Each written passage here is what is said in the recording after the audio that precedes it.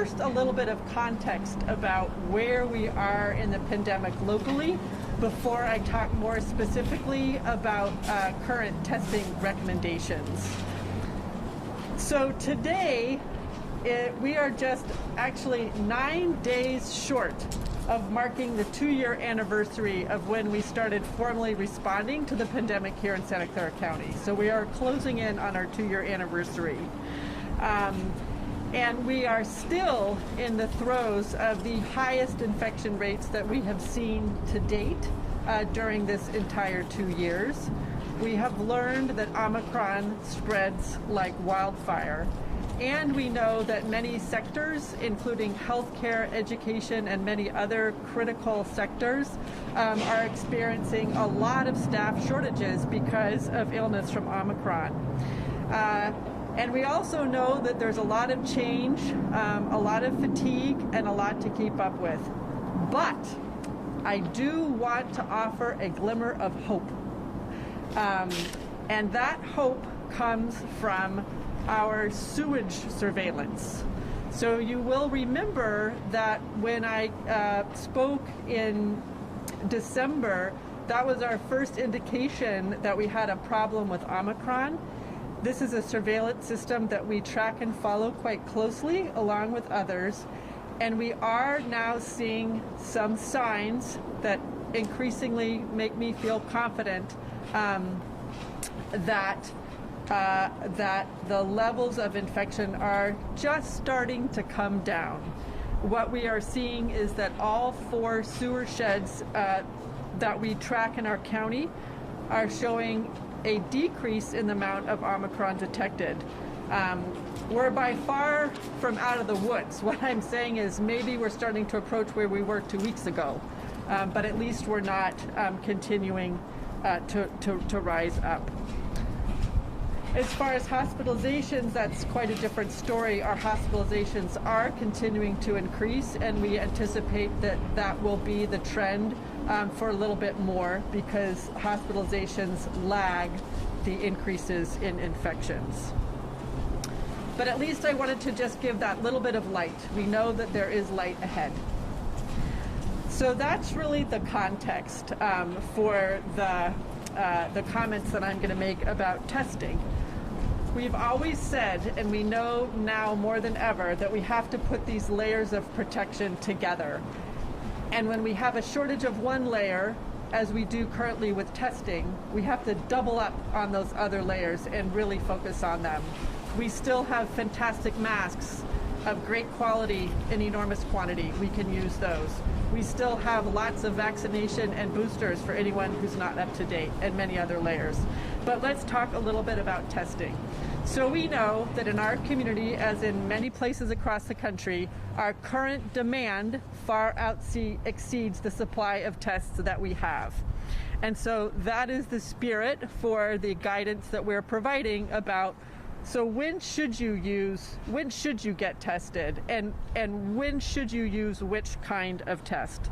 So just a few key points. First, when should you use an antigen test? Those are the ones that you can buy over the counter. Those tests are best used to, quote, test out early from isolation. So if you already know you have COVID and you're just wondering, when am I no longer infectious? When am I no longer a risk to others? An antigen test is the best test to use there. Similarly, if you've already had COVID in the last 90 days and you need to test again, an antigen test is the best to use. And the reason why this is the other test, the PCR test, is so good at picking up virus, even little pieces of dead virus, that it's going to test long after you're infectious to others. And that's why an antigen test is sometimes the best test to use. So when should you use a PCR? The PCR is still the optimal test if you have been exposed to somebody and you're wondering whether you're going to develop the infection. However, an antigen test can also be used for that as well. A couple other things I just want to note that are super important no matter what. If you have symptoms of COVID, isolate yourself right away. If you have symptoms, isolate yourself right away. We know how prevalent COVID is, and so that's the most important step you should take. And you can use either test to figure out if you have COVID. And finally, and this is really important, please do not use emergency rooms as testing centers. Emergency rooms are there for people who require emergency care. We urge everyone who needs tests to access tests somewhere other than the emergency department. So I just want to return before I close to those layers of protection and emphasize again, testing is an important layer, but because right now, and by the way, we don't expect this situation to last for that much longer, but because right now you can't get a test at a moment's notice, we're issuing guidance about when it's really important to test. And we want to remind you that there are many other layers and ways to protect yourself: masking, vaccination, ventilation, avoiding gatherings, staying home when you're ill, etc. So thank you very much. And I think James Williams, our county counsel, is just going to offer a few comments before we open it up to questions. Thank you. Thank you, Dr. Cody. Good afternoon. My name is James Williams, and I'm the county counsel for the County of Santa Clara. Just wanted to take this opportunity, since we're talking about testing, to remind everyone that large healthcare systems are still subject to the health officer's September 16th, 2020 order regarding testing. What that means is that if you are symptomatic or you're a close contact and you're a patient of any of the large healthcare systems here in Santa Clara County, you have a right to a test. You have a right to a test immediately if you present, or within 1 day if you call to schedule a test. That's still in place under that health order. And if you're having issues or challenges, and we know that people are, you can visit sccovidconcerns.org. That's sccovidconcerns.org, so that we can then get that information and take appropriate responsive action with the large healthcare systems.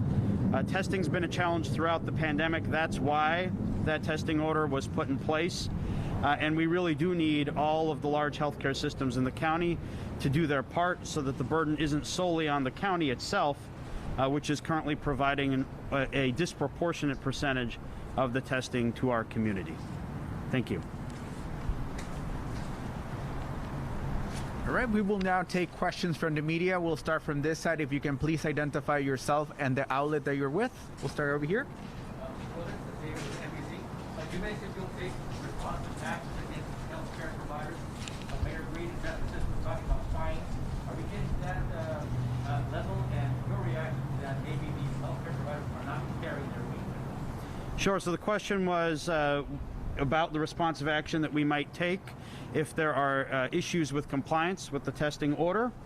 And my reaction kind of to what's going on with the healthcare systems and the testing availability. The short answer is this is a health order. We have in the past taken enforcement with respect to the testing order. We're prepared to do so again if needed. But we do need to know what's happening, and that's why I put out there the sccovidconcerns.org portal, so that if we're getting situations where people are presenting and they're unable to get a test and they qualify under that order, we then find out so that we can follow up. We haven't been getting those complaints through the portal to date, and that makes it really hard for us to take that follow-up action. Now, the data is pretty clear that the large systems are not proportionately providing the testing, but we really need that individual information from folks who are having challenges. So I encourage people who are to visit that portal, provide us with that information so that we can follow up. You know, the other thing I would say is it is absolutely critical for this to be an all-of-community effort. And one piece of that absolutely is the role of our large healthcare systems to provide vaccinations, to provide testing. Unfortunately, and this is very clear in the data, unfortunately, the county itself has had to provide disproportionate access for vaccination and testing far greater than the number of people in our community who rely on the county health system for their primary care. Vaccinations, that's basic primary care. That's where we go to get our tetanus booster. That's where our kids go to get their basic vaccinations. That's where we go to get our flu shots. COVID vaccines are part of that basic primary care. The same is true for this diagnostic COVID testing. People should be able to get that access from their primary care provider. That should be the first place that they can go. In our community, people are going first to the county health system. We're glad that the county health system has been able to provide that service to the community, but it is not reasonable for the county health system to provide such a disproportionate share of the testing and vaccinations. We absolutely need the other large systems like PAMF, like Kaiser, and others to step up and do their part as well. What we're talking about, are we talking about fines here, and we're putting them on notice? Absolutely putting them on notice, and violations of the health order are absolutely subject to the same civil enforcement as all the other health orders. What do we have over here? You said you expect some relief in the testing shortage in the near future. Do you have a timeline for that? Are you getting tests from the state government? When do you think that will start to happen? There are a lot of tests in the pipeline, antigen tests, both from the federal and the state government. And I don't have an exact timeline on that, but I would say, in the nearish future, we may see a softening of the supply crisis. Okay.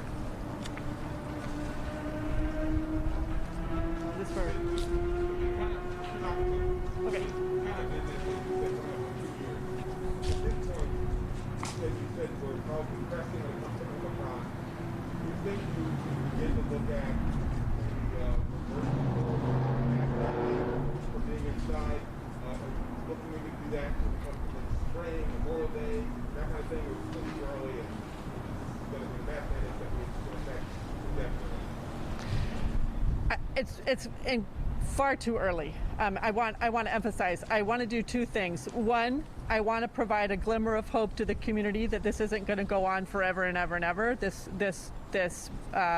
surge that we're in right now, which is why I wanted to make sure you all understand what the sewage surveillance looks like. But at the moment, we are still in the middle of the greatest surge that we've had during the entire 2-year pandemic, and every layer of protection is incredibly important for two reasons. One, helps to protect ourselves, and equally important, it helps to protect our community and bring us through this crisis as quickly as possible. So really the focus right now is continuing to practice those layers of protection and to focus on the ones that we can control. So if there's one that we can't control, for example, testing, we do our best. And then we really focus on the ones that we can control. Thanks.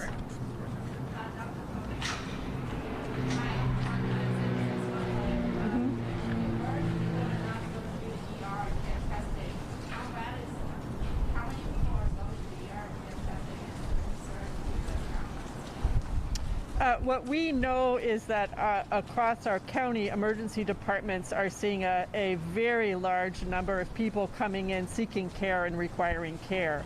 While I don't know the exact proportion that are there solely for testing, I simply know that the emergency departments are very full, and I want to make sure that everyone knows that that's not the right place to go for testing. It's the right place to go for emergency care.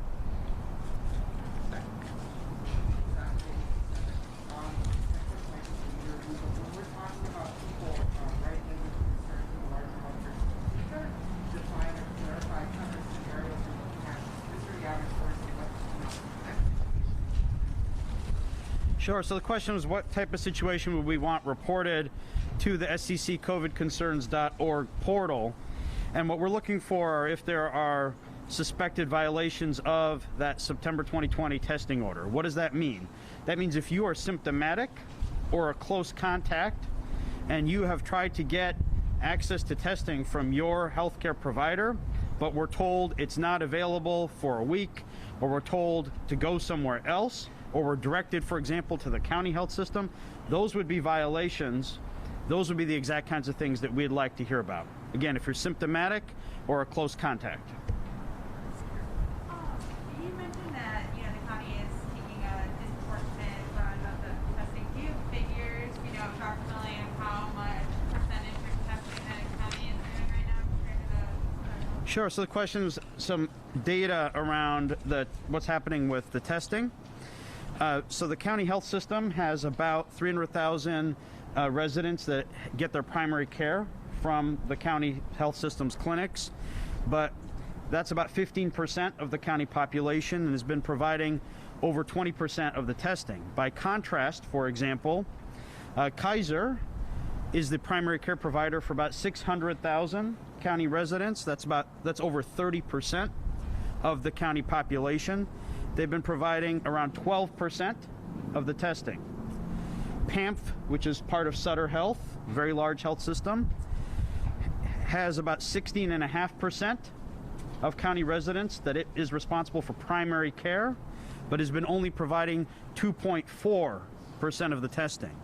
That's what I'm referring to when I'm saying disproportionate.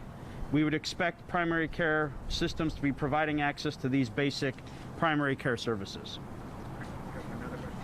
Dr. Cody, in the past 2 weeks, schools have had new sessions.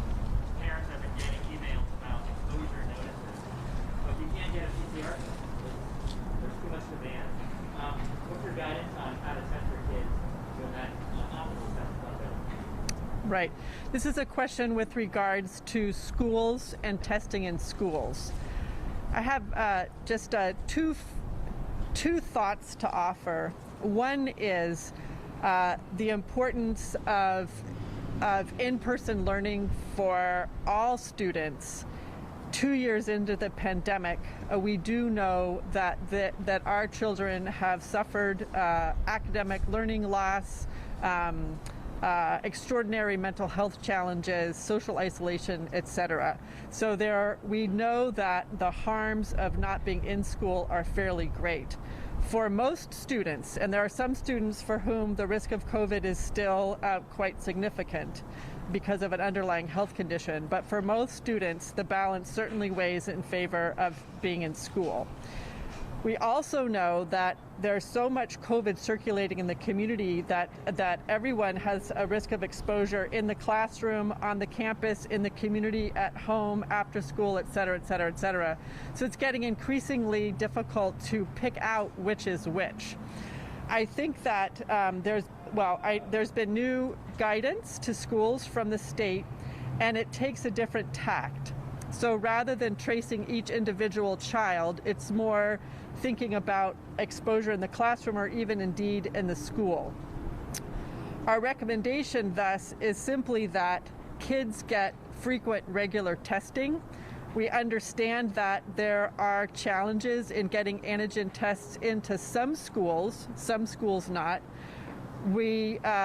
The state has been sending lots of tests directly to schools, and we are also in contact with schools. So important that tests are available to schools. It's not perfect. We are all working together to ensure that the supply is as good as it can be to keep our kids in school. Dr. Cody, the mayor of San Jose and the city want people to go to a dark state to get tested before they come in. We're talking 16,000, 18,000 people. What's your guidance or your advice to the city when they take that kind of approach, given the lack of tests?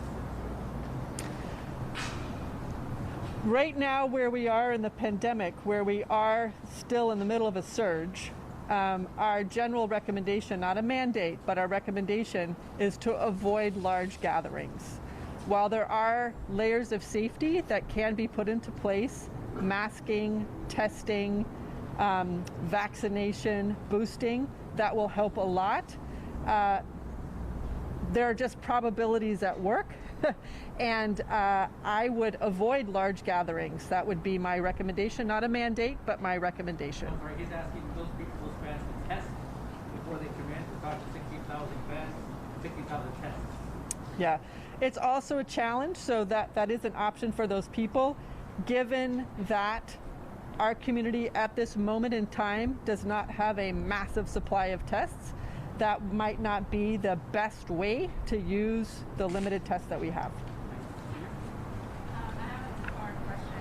The first part is, when a patient goes to the ER to get testing, can they be turned away under your policy, the health order, your policy? And is there anything that the county can do at this point to prevent that, as you encourage people to not go to the ER just because? Our job at the county in public health is to communicate clearly to the public when to use which resources and what to do. And our clear message to the public is, if what you need is a test, go to secfreetest.org and look for a test. If what you need is emergency care because you're very ill, go to the emergency department. All right, we'll take one last question over here. You were talking about hospitalization, so being a concern. Can you talk about who you're seeing being hospitalized? So it's still, are we more unvaccinated people with underlying medical conditions? The question is around who are being hospitalized, who's being hospitalized. We have looked closely at rates. So we look at hospitalization rates by vaccination status, and it is very clear that the rates of hospitalization among people who are not vaccinated are much, much higher than the rates among those who are. And among those who are vaccinated, the rate among those who are vaccinated but not boosted is higher than those who are boosted. Two other things to remember about our hospitals is it's not just that people are being hospitalized because they're ill with COVID and need COVID care. There are a lot of people that are being hospitalized for something else and test positive. But both have a significant impact on our healthcare delivery system because they require extra care with isolation and infection control.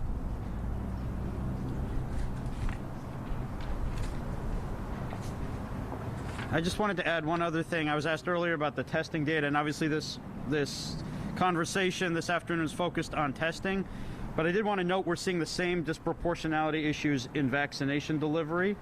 And if folks are interested in that data, county health system, again, 15% of the residents get primary care from the county health system. County health system has provided over 37% of the vaccination doses administered. Kaiser, 31% of residents get primary care. Only 14.8% of vaccine doses delivered. And PAMF Sutter Health, 16.5% of residents get their primary care, and only 3.5% of vaccine doses delivered. So very similar situation there as well, in case that's relevant for all of you. Thank you. Jay, before you go, do you have time to say a few words about where it's been for I have no comment on that. Thank you. All right, we're now going to go ahead and move over to the Vietnamese portion of the press conference.